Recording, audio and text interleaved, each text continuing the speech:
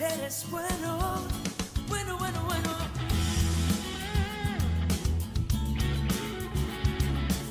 Mateo capítulo 17, versos del 14 al 21. Le he titulado al mensaje de esta tarde de la siguiente manera: un padre de rodillas ante Jesús. Repito, un padre de rodillas ante Jesús. Y dice así la palabra del Señor, en el nombre del Dios Trino, Padre, Hijo y Espíritu Santo. Mateo capítulo 17, versos del 14 al 21. Y dice así: cuando llegaron al gentío, vino a él un hombre que se arrodilló delante de él. Y escuche bien, en este texto está la clave del mensaje que vamos a estar exponiendo en esta tarde. Repito, cuando llegaron al gentío, vino a él un hombre que se arrodilló delante de él diciendo: Señor, ten misericordia de mi hijo. Hermosa expresión, digna de ser repetida. Vamos a leerla de nuevo. Verso 15.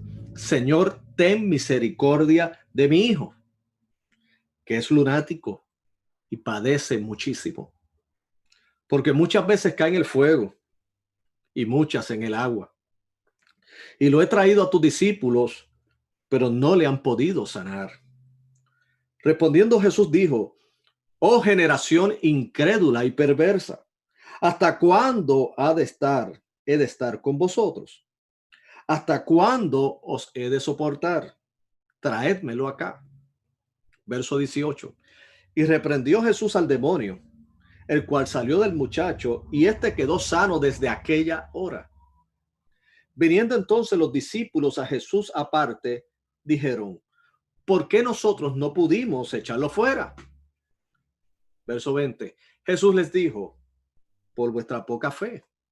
Porque de cierto os digo que si tuvieres fe como un grano de mostaza, diréis a este monte: pásate de aquí allá, y se pasará, y nada os será imposible. Y el verso 21, pero este género no sale sino con oración y ayuno. Como le di en la introducción, este pasaje lo he predicado en innumerables ocasiones, especialmente en la ocasión que nos ocupa hoy, que es el Día de los Padres.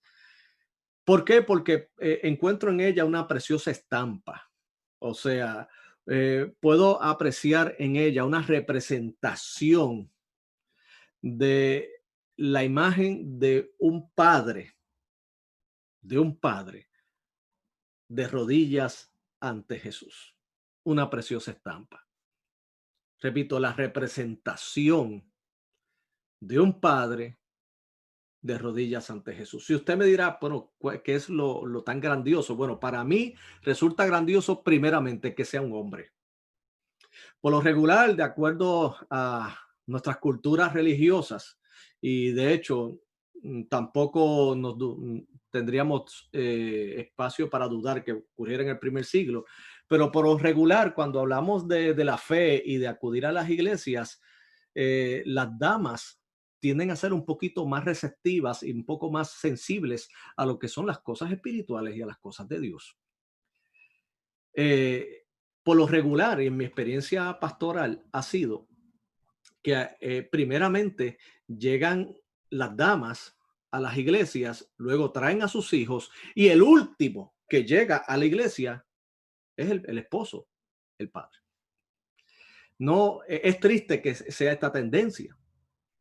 ¿Por qué? Porque se supone que no solamente estas damas, y gloria a Dios por ellas, que tienen sensibilidad espiritual, que reconocen su necesidad de Dios. Pero el problema es que tenemos un sistema donde el machismo ha imperado, y dentro de ese machismo no solamente está el desmerecer a las mujeres y tratarlas mal, sino también este concepto de que como soy un hombre, no voy a la iglesia. De que como soy un hombre, no necesito ir a ninguna congregación. De como soy un hombre, no necesito de Dios. Es un gran error. Es una mentira que el enemigo nos ha llevado a nuestras mentes a través de los siglos. Han pensado que el acudir a los pies de Cristo es simplemente un asunto de debilidad, que claro que lo es, pero dentro de la arrogancia y de la prepotencia de nosotros como hombres, nos creemos que no nos tenemos que humillar delante de nadie, que no tenemos que estar de rodillas delante de nadie. Y qué mentira tan grande. ¿Saben por qué? Porque el que no se arrodilla ante Jesús termina arrodillándose ante otra cosa. El que no se arrodilla ante el Salvador y Señor de nuestras vidas, que es Cristo, termina arrodillándose hacia la avaricia, o termina arrodillándose hacia la lujuria, o termina arrodillándose ante su propio yo. Pero el hombre en sí mismo viene a ser un adorador. El problema es que hacia dónde dirige su adoración. Si su adoración va hacia el lugar correcto, que en este caso es hacia Jesús, bendito sea Dios. Ese es el lugar donde nosotros debemos estar de rodillas delante de Dios. Pero el que no se arrodilla delante de Jesús no quiere decir que no se está arrodillando ante otra cosa. Claro que sí. Está arrodillándose ante el Dios de las riquezas. Se está arrodillando ante qué? Ante el Dios del hedonismo y del placer. El hombre que está sin Cristo está completamente esclavizado, dice la Escritura. El hombre es esclavo de su pecado. Así que aquí no hay, mis queridos hermanos, un punto neutro. O estás arrodillado delante de Jesús, o tristemente estás arrodillado delante del mundo. O estás arrodillado delante del Señor pidiendo tu familia, o estás arrodillado delante del mundo descuidando a tu familia. Aquí la historia que tenemos, esta historia maravillosa, preciosa, que de hecho es una que se repite también en los otros dos evangelios. Entiéndase, en el evangelio de Marcos y Lucas. Los tres evangelios sinópticos contienen esta historia. Esta historia en la cual, como le hemos dicho en la introducción, los personajes tenemos un hombre que está llevando a su hijo, que está padeciendo mucho por una condición, que en este caso más adelante el texto nos dice que la autoría o la causa de esa condición es por una intervención demoníaca. Este hombre llega a buscar a Jesucristo luego de que Jesucristo viniera de esa hermosa experiencia del monte de la transfiguración, según lo registra los versículos previos a este pasaje de Mateo capítulo 17. Jesucristo se había ido con dos de sus discípulos hacia el monte y había dejado a los otros discípulos para encargarse de las situaciones ministeriales que puedan ocurrir, porque Jesucristo mismo tomaba un tiempo de retiro. O sea, Jesucristo, aún siendo Dios, nos dio un ejemplo que no solamente debemos laborar, sino que también sacar unos momentos. Jesucristo se retiraba para orar en la noche, se retiraba o temprano en la mañana. Había momentos que estaba con la multitud, pero era necesario también que él estuviera a solas con el Padre. E inclusive él le exhortó a sus discípulos en algunos momentos y los sacó de las multitudes y le dijo: vengan aquí y descansen un rato. ¿Por qué? Porque el descanso también es del Señor, mis queridos hermanos. También todo esto proviene de Dios. En el contexto de aquí de Jesucristo en el monte de la transfiguración era para él manifestar su gloria. Con él le acompañan dos personajes sumamente importantes dentro de la historia del Antiguo Testamento, que es Moisés y Elías, dando testimonio de que Jesucristo es el Mesías, de que Jesucristo es el Salvador de la humanidad, anticipado por los profetas. Y fue una experiencia sublime, una experiencia trascendental, una experiencia maravillosa, en la cual participaron dos de sus discípulos. Y tanta fue la experiencia tan hermosa que hasta uno de los discípulos sugirió que ellos se quedaran allí y prepararan una enramada para no bajar de ese lugar, porque la experiencia fue tan sublime, tan hermosa, que querían permanecer allí. Pero como ocurre en la vida, mis queridos hermanos, Dios, para todo hay un tiempo. Hay un tiempo para descansar y otro para trabajar. Hay un tiempo para vivir y hay el momento de morir. Aquí estaba el tiempo donde estaba Jesús en la transfiguración, un evento glorioso del cual inclusive el apóstol Pedro hace alusión en una de sus epístolas. Pero luego del monte hay que regresar al valle. Hay que regresar. El Señor, mis queridos hermanos, eh, nos permite a nosotros participar de sublimes experiencias con Él y poder admirar su grandeza, pero al mismo tiempo es para que continuemos trabajando en el mundo donde Él nos ha puesto. No somos del mundo, como Él bien rezó en Juan capítulo 17, pero estamos en el mundo. Él nunca pidió que nos sacaran del mundo, sino que fuéramos guardados del mal del mundo. Así que es necesario que estemos en los montes, en la presencia del Señor y disfrutando de su majestad, pero también hay que regresar donde está la necesidad, donde está la humanidad, donde están aquellos que Él vino a buscar y salvar.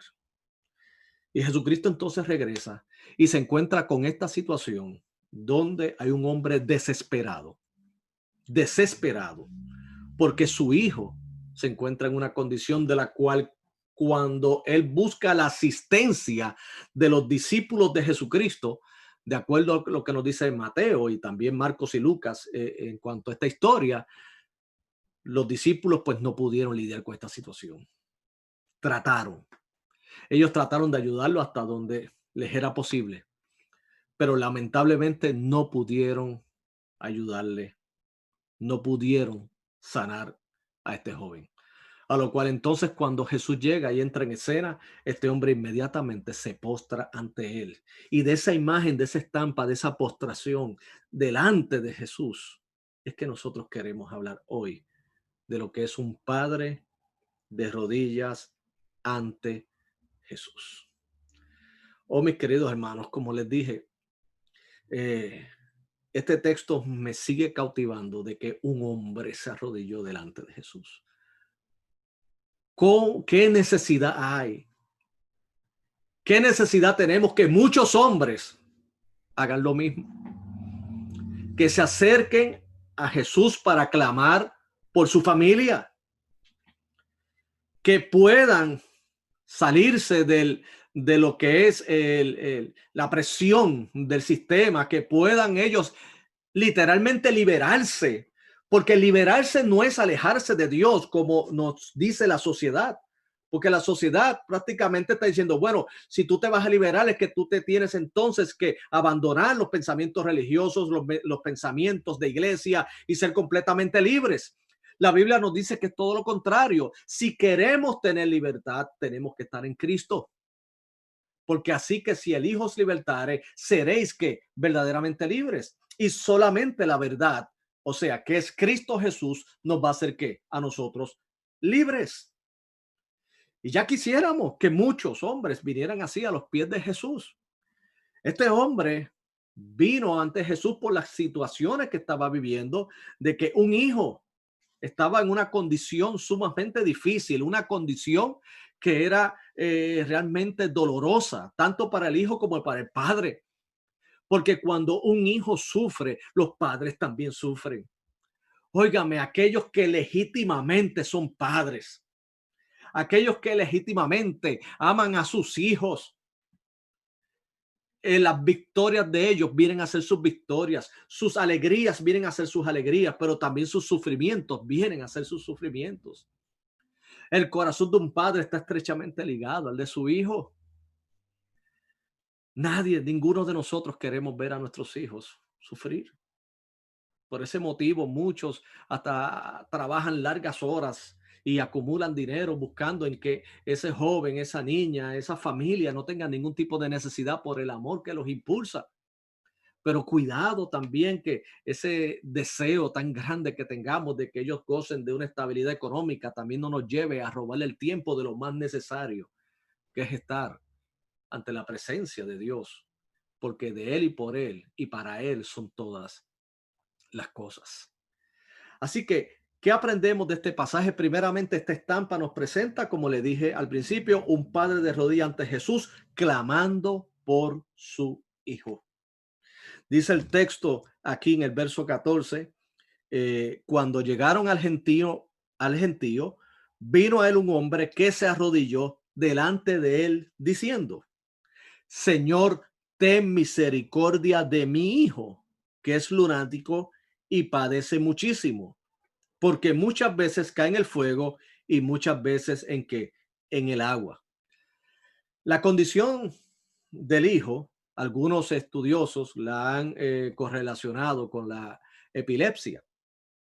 Y claro que pudiera lucir, ¿verdad? Por lo que vemos de manera somera en el texto, por las condiciones de que él pierde el control de sí mismo, que pudiera haber sido una condición epiléptica. El asunto es que cuando nos vamos al versículo 18, nos dice que Jesucristo reprendió que al demonio. O sea que la condición que tenía este jovencito era una condición ocasionada cuya causa eran los demonios. No estamos diciendo, y de hecho es muy claro, es muy importante que tengamos que aclarar este asunto. Las enfermedades vienen como resultado de nuestra humanidad. Claro, hay algunas que podrían tener algún tipo de origen demoníaco, pero por lo regular, mis queridos hermanos, nosotros nos enfermamos. ¿Por qué? Porque somos seres humanos, porque estamos en una composición física que estamos vulnerables a todo tipo de enfermedad. Nosotros somos frágiles, nosotros no somos piedras, nosotros no somos, estamos exentos de algún tipo de dolencia. Todo lo contrario, somos personas que sufrimos y que estamos expuestos a enfermedades. Lo digo esto porque algunas muy malas teologías ven en cada condición de salud un demonio detrás de cada una de ellas. Y es una observación muy errónea de lo que es la enfermedad. Ciertamente el Señor tiene el poder de sanar nuestras enfermedades, pero no necesariamente que todas nuestras enfermedades son de origen demoníaco, son simplemente de nuestra humanidad. Pero en este caso en particular, el mismo Evangelio según San Mateo nos establece que él pues estaba siendo atormentado por un demonio. Y ese demonio lo llevaba a no tener control de sí mismo. Dice que muchas veces cae en el fuego y muchas veces que en el agua. Una condición sumamente difícil. Es una condición extrema porque lo llevaba de un momento dado al agua o lo llevaba hacia el fuego. Este hombre, de una manera u otra, había escuchado no solamente de la misericordia de Jesús, sino también del poder de Jesús. Y aún más, también pudo haber escuchado acerca de la autoridad que tenían los seguidores de Jesús para poder desempeñarse en este tipo de situaciones. Porque él, ante la ausencia de Jesús, lo llevó a los discípulos, pero ellos no pudieron hacer nada. Pero lo importante de este punto es que este padre de rodillas ante Jesús se acercó clamando: Señor, ten misericordia de mí. Oh, mis queridos hermanos, hoy el Día de los Padres. Que seamos nosotros que estemos clamando por nuestras familias. Qué bueno por todas esas madres abnegadas, espirituales, que están cargando solas el peso de la espiritualidad de su hogar. Estas damas que no solamente están haciendo de una manera noble y digna su tarea de ser madre, de estar cuidando de sus hijos, sino que a eso se le añade que también están ocupadas en la educación espiritual y bíblica de sus hijos, porque lamentablemente su esposo está ausente de ello, no participa por la influencia social de que nos hace pensar a nosotros como hombres que es señal de debilidad estar en los caminos del Señor. Hoy día yo he escuchado mucho esta expresión que voy a compartir a continuación, y es que muchos dicen lo siguiente: dicen, los jóvenes de hoy y los niños de hoy no son como los de antes, de los tiempos de hace 30 o 40 o 50 años. Es una observación que se hace teniendo en consideración que tristemente hay jovencitos que no respetan autoridad, no respetan a los maestros y no respetan a sus padres. No pocas veces yo he sido testigo de la siguiente escena, o sea, donde he estado en un lugar público, en una tienda, y entonces cuando escuchamos el grito de un niño y ese niño pues está armando un espectáculo en ese lugar, reclamándole a sus padres, en este caso ya muchas veces solamente está su madre porque él no está, y ese niño está reclamándole que por qué no le compra lo que él quiere, y en ese reclamo le acompañan insultos, le acompañan todo tipo de palabras soez, faltas de respeto.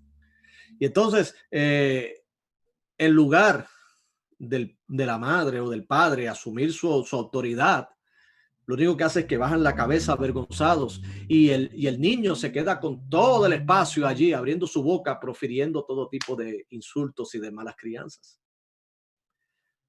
Ese es el tiempo que estamos viviendo, un tiempo triste, un tiempo donde no se reconoce que hay autoridad y muchos lo están identificando y muchos lo están criticando. Pero yo quiero decirle que si existen niños y jóvenes que no tienen ningún tipo de respeto hacia sus padres, ¿saben por qué es? Es porque también lo que está ausente en estos tiempos es padres como los de antes. Si hay jóvenes o niños que no están respetando a sus padres, es porque también están ausentes los padres de antes. Hoy día, simplemente personas se unen y como resultado de esa relación tienen un hijo y piensan que eso es como un objeto. Esto no le dedican el tiempo. Inclusive vivimos en una sociedad donde hasta ya ni se sueña en tener una familia porque lo ven como un estorbo para sus logros profesionales. Hay un ataque voraz hacia el concepto de la familia. Se ve como un impedimento. Cuando de acuerdo a la escritura y de acuerdo inclusive a las buenas costumbres, el levantar una familia era una de las metas que nos teníamos cada uno, tanto los hombres como las mujeres, hacer una familia hermosa y tener hijos. Hoy día hasta inclusive el matrimonio se está dejando para edades mucho más adultas. ¿Por qué? Porque lo más importante es cumplir las metas profesionales en lugar de levantar que una familia. Hoy tenemos una sociedad completamente disfuncional, pero ¿saben por qué es? Porque le hemos dado la espalda a Dios. Porque en lugar de estar de rodillas delante de Jesús, estamos de espalda a Jesús. Pero este hombre, esta situación lo llevó a estar de rodillas ante Jesús. Y lo llevó en la actitud correcta, clamando al Señor. Su corazón se desgarró delante del Señor. Su corazón se humilló delante del Señor. Señor, ten misericordia de mi hijo. Ten misericordia es una expresión que involucra no solamente una desesperación, sino también el reconocimiento de que solamente Jesús puede obrar en favor de su hijo. Oh Padre, que estás sufriendo por tu hijo. Lo primero que quiero preguntarte antes de pasar al siguiente punto es lo siguiente. ¿Estás viendo a tu hijo en rebeldía? ¿Tu hijo tristemente está haciendo malas amistades? ¿O ves que tu hijo se ha desviado? La pregunta que te debo hacer es, ¿cómo estás primeramente tú en relación con tu Dios? Tú como padre, yo como padre. O sea, nosotros no podemos esperar que muchas veces nuestros hijos se postren ante Jesús si primeramente nosotros no nos postramos ante Jesús. Pero la buena noticia es, mi querido padre que me escuchas, queridas familias que me escuchan, si si este es el caso, hoy es día de arrodillarte delante de Jesús.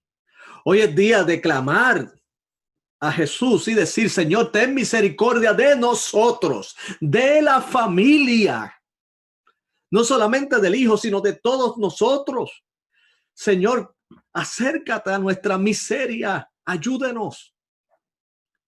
Señor, reconocemos que te hemos dado la espalda a ti, pero hoy venimos de rodillas ante ti para que tú nos bendigas. Porque el mismo Cristo dijo que separados de él, absolutamente nada podemos hacer. Solamente de rodillas ante Jesús. y presentarle entonces a Jesús nuestras vidas y presentar a nuestros hijos. ¿Qué mejor lugar? ¿Qué mejor actitud? ¿Qué mejor posición que delante de Jesús de rodillas para presentar nuestras familias? Qué bueno que te estás esforzando en tenerle un buen techo. Qué bueno que te estás esforzando en darle una buena educación. Qué bueno que te has esforzado para que no tenga que tener las necesidades que a lo mejor de lo cual tú fuiste privado en tu niñez. Pero por favor, no le prives de lo más importante, que es Cristo. Acércate a Cristo y presenta a tu hijo a Cristo. Preséntalo. Y presentarlo no es solamente en la oración cuando ellos nacen, que nosotros tenemos como costumbre presentárselo al Señor para que le bendiga. Presentárselo al Señor es en oración continuamente y darle testimonio de la fe que Dios nos ha dado. Cada día este mundo se va a poner más difícil. Y mis queridos hermanos, solo Jesús va a poder mantener firmes las familias. Solamente Jesús va a poder lograr que esos hogares se mantengan firmes en medio de las tormentas de la vida. Porque como bien dijo Jesucristo, aquella casa que estaba fundamentada sobre la roca, vinieron vientos, vinieron todo tipo de tempestad, pero no pudieron arruinar esa casa porque estaba fundamentada sobre la roca. No así aquella casa que está fundamentada sobre la arena. Vinieron las mismas condiciones y fue grande que su ruina. De rodillas ante Jesús, clamando por su hijo, este hombre. Clama a Dios por tu familia, Padre. Hoy somos los reconocidos nosotros los padres, pero nosotros debemos llevar a nuestros hijos al Padre Celestial. Debemos llevarlos. Debemos humillarnos, no importando lo que la sociedad diga, no importando lo que el mundo diga. Los verdaderos hombres están de rodillas delante de Jesús, no a espaldas de él. Lo segundo es, de esta estampa maravillosa, no es solamente un padre de rodillas ante Jesús clamando, sino también un padre de rodillas ante Jesús expresando su frustración. En el verso 16 nos dice que luego de haber clamado a Jesús por la condición de su hijo, él expresa su frustración y le dice en el verso 16, y lo he traído a tus discípulos, pero no le han podido ¿qué? Sanar. El intento de este padre primeramente fue con los discípulos de Jesús. Entendía que ellos estaban lo suficientemente capacitados para poder lidiar con ello, pero no pudieron. Miren, mis queridos hermanos, y para nosotros que somos siervos y seguidores del Señor, ciertamente nosotros no podemos tomar los sufrimientos humanos de una manera liviana. Aquellos que Dios nos ha llamado a ministrar y a ser líderes de las iglesias, quiero que entienda que se ve muy bonito la posición de líderes, pero nosotros somos llamados a lidiar con la parte más oscura de la humanidad, que es su pecado y su condición. Y es algo que solamente se puede lidiar si estamos nosotros en una relación profunda con Dios, en una relación de consagración a Dios. Nosotros no podemos con nuestras fuerzas poder lidiar con tantas situaciones que están agolpando nuestra sociedad. Recuerdo la historia en uno de los evangelios, donde está este hombre que llevaba muchos años incapacitado y estaba solamente poniendo su esperanza hacia un mito, una leyenda que había sobre un supuesto ángel que bajaba sobre un estanque y él removía las aguas y el primero que llegara y entrara a ese estanque cuando el ángel supuestamente agitaba las aguas, es que era el que se iba a salvar. Y dice la historia que este hombre llevaba años y lógicamente como estaba incapacitado, no podía moverse, pues no podía acercarse. Ese estanque estaba rodeado de todo lo que son los sufrimientos de la humanidad, porque todos aquellos que tenían una dolencia estaban en la espera de ese aparente ángel que removía esas aguas. Usted no se percata que cuando las personas no creen en Cristo, como dijo en una ocasión uno de los grandes reformadores, Juan Calvino, dijo que cuando una persona no cree en Cristo, termina creyendo en cualquier cosa. ¿Por qué? Porque el hombre se cree muy grande, el hombre hace un super yo de sí mismo, pero llega un momento en que se da cuenta que es completamente frágil, que necesita algo externo a él para poder ser salvo, para poder ser salvo. Y aquellas personas de ese estanque de la historia que le acabo de comentar, estaban todos cautivos de una leyenda, de una historia, de cuento, de camino, de superstición. Hasta que entonces llegó Jesús en escena y levantó a este hombre. ¿Por qué le digo esta historia? Porque precisamente los que servimos a Jesús tenemos que entender, y escúcheme bien, usted que anhela ministerio, usted que anhela servir a Dios, óigame, no se deje, no se encante con lo que ve en los medios.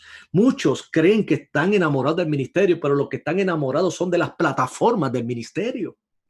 O sea, ven grandes predicadores con una tarima, con luces, escribiendo muchos libros, la gente pidiendo autógrafos, están admirados de que multitudes los sigan a ellos, de que tienen tantos admiradores, de que tienen tantos seguidores en las redes. Y entonces ellos quedan completamente encantados de esa imagen y dicen, no, yo quiero ser pastor. ¿Saben algo? Eso no es ser pastor. Y no estamos diciendo, mis queridos hermanos, que las conferencias son malas. Eso es bueno. Y muy buenos pastores y líderes las hacen, las llevan a cabo. Pero ¿saben qué? Si usted les pregunta a cada uno de ellos qué es ministerio, le va a decir que eso que usted está viendo no es ministerio. Eso es simplemente parte de lo que es orientación, capacitación. Pero el que es un siervo de Cristo, cuando sale de esa tarima, se va a encontrar en el valle con los padres que le han de llegar diciéndole, tengo a mi hijo atormentado. Tengo a mi hijo en sufrimiento, por favor, ¿qué usted puede hacer por él? Ese es el ministerio, esa es la cara real del ministerio de todos los días. Por eso mis respetos hacia todos los pastores, hacia todos los verdaderos plantadores de iglesia. Aquellos que legítimamente quieren predicar el evangelio y asistir en la necesidad del ser humano. Porque no es el pantalleo de los medios de comunicación lo que nos hace pastor. Es el llamado cuando nosotros encarnamos el evangelio y asistimos a las personas en necesidad. Su primera y gran necesidad, que está separado de Dios, que no conoce del Señor, y tenemos que llevar el evangelio. Y segundo, con las grandes consecuencias de la gran bomba que trajo la desobediencia de Adán y Eva con el pecado, que no solamente fue la separación del hombre con Dios, sino también la separación del hombre con el hombre y todo lo que conlleva depresión, lo que conlleva también rencillas, lo que tiene con raíces de amargura, con todo lo que nos ha desunido, de donde vienen las guerras. Porque el pecado, al separarnos de Dios, nos puso en guerra hasta unos con los otros. Tenemos que estar preparados para eso. Y usted me dirá, entonces, pastor, ¿cómo es posible? Pues es posible cuando estamos conectados a la vida, cuando estamos conectados con Cristo. Este hombre lo llevó a los discípulos y no pudieron hacer nada. Esto no solamente nos habla a nosotros como siervos de Dios, que debemos tomar mucho más en serio nuestra vocación y sobre todo los recursos que tenemos para poder llevar a cabo el ministerio, y es recurso de la dependencia del Espíritu Santo de Dios y de la palabra de Él, en oración, en consagración continua. Pero al mismo tiempo nos ilustra esta enseñanza cuando expresa la frustración que usted, padre, aun cuando la iglesia es la expresión local, el cuerpo de Cristo, y nosotros los ministros somos los hijos de Dios y somos los que estamos llamados a hacer el trabajo. Por favor, no ponga la fe en nosotros, que solamente le pertenece a Cristo. Muchos han sido decepcionados con las iglesias. Algunas con razones, otros sin razones. Algunos con razones han sido decepcionados porque aquellos que están al frente de dichas iglesias, en lugar de predicar el consejo de Dios, están predicando fábulas y cuentos y tergiversaciones teológicas que van más de acuerdo a la mentalidad del sistema, del mundo y de su avaricia que del evangelio mismo, del evangelio puro de Cristo. Y también algunos simplemente han esperado demasiado de nosotros, los seguidores de Jesús. Nosotros sí podemos ayudarles, pero nosotros estamos en el mismo barco de la gracia de Dios, igual que tú. Este hombre expresó su frustración. Se lo llevé a tus discípulos y no pudieron.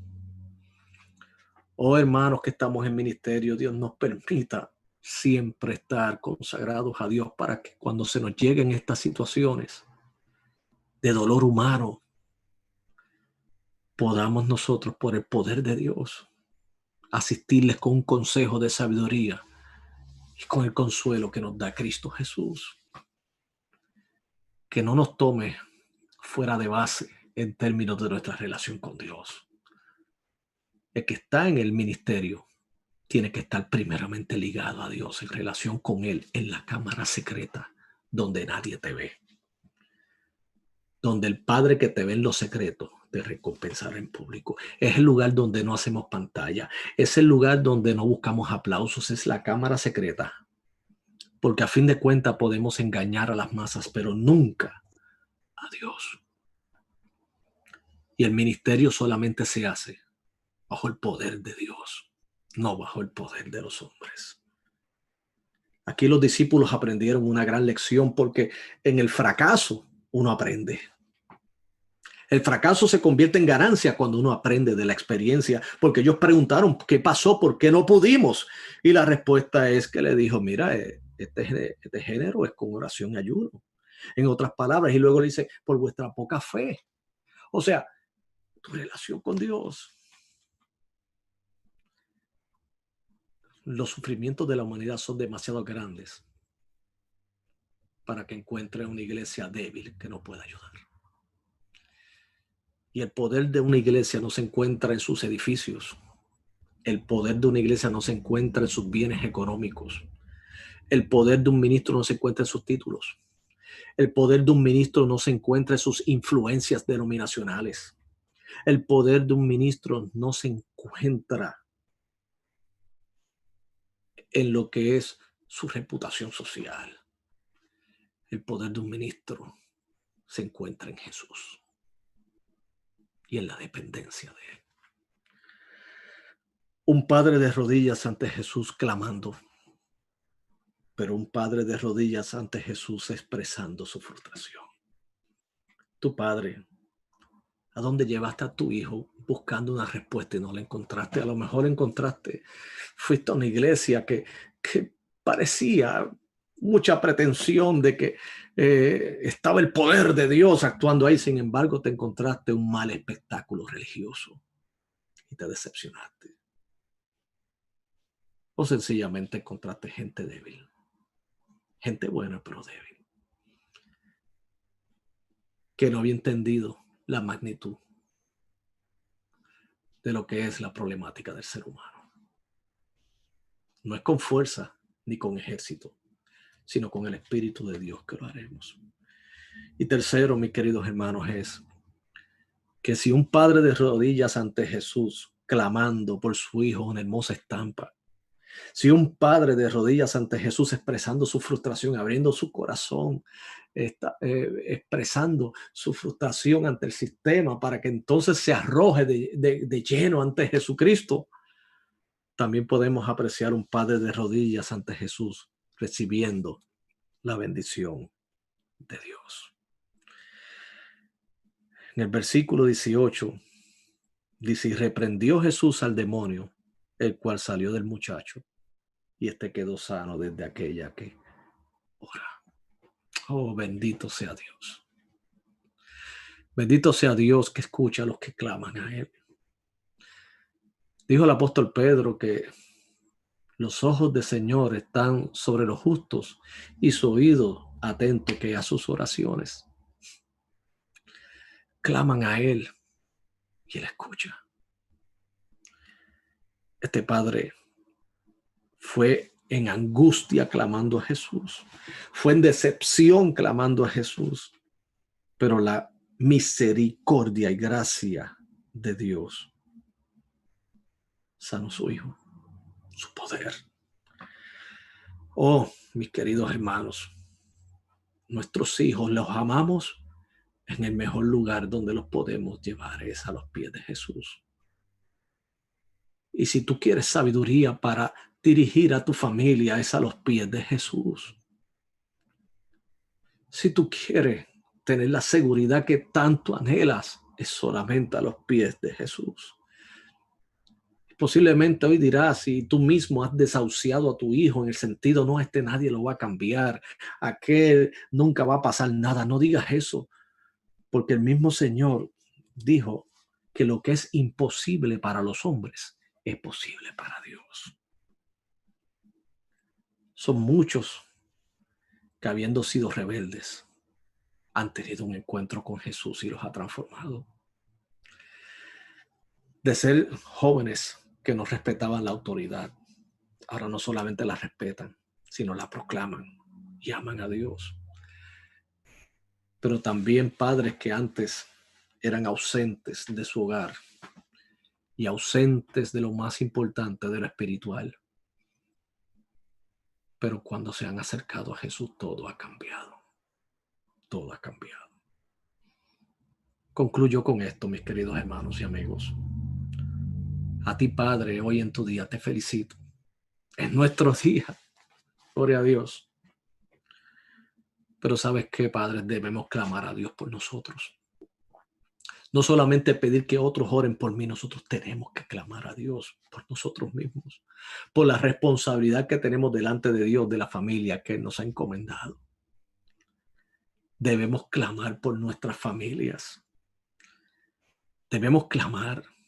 Debemos acercarnos a Dios de rodillas, clamando a Él y decirle, Señor, bendice a mis hijos. No hay que esperar a tener un hijo en una situación y condición extrema como la que estaba viviendo él. No. Si tu hijo está en salud, dale gracias a Dios y arrodíllate delante de Dios y clama a Dios. Y dile, Señor, gracias. Ayúdame, Padre. No hay que esperar a la noche, al momento difícil, para clamar a Dios. Seamos proactivos, estemos siempre en la presencia del Señor, a sus pies, llevando a nuestras familias, llevando a nuestros hijos. Honremos nosotros a nuestro Padre. Y la Biblia dice que Dios honra al que cree en Él. Dios es bueno y para siempre es su misericordia. Un padre de rodillas ante Jesús. Te pregunto, ¿te arrodillarás ante Jesús? Puedes entender que tu condición, primeramente la tuya de pecado, necesitas acercarte a Jesús para que Él te perdone y te haga una nueva criatura. Porque primero entrégate tú. Y si ya te has entregado a Jesús y ves que tus hijos, tú deseas lo mejor y ves que están posiblemente por las situaciones, las tentaciones de la vida, como tomando otros rumbos, preséntalos a Dios, clama a Dios por ellos. Dios hará, Dios se glorificará. Dios es bueno.